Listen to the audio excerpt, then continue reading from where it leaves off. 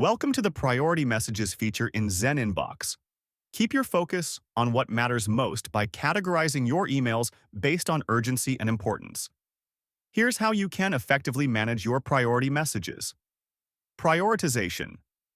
Made simple, ZenInbox enables you to sort and view your emails based on priority levels.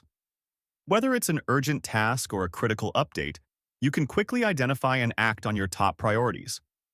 How to access priority messages. Navigate to the Priority tab. On the left sidebar, click on the Priority tab located under your default folders. This will open your priority inbox, where emails are organized based on urgency levels. Filter by priority levels.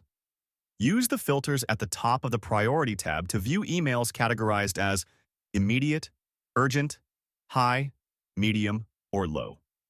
Click on a specific priority level to narrow your focus to those emails. View and act.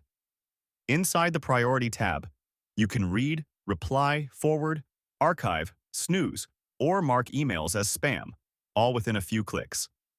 Priority levels. Explained. Immediate. Requires your immediate attention, such as security breaches or major disruptions. Urgent. Needs swift action for issues affecting key operations or clients. High. Important tasks or updates that must be addressed promptly. Medium.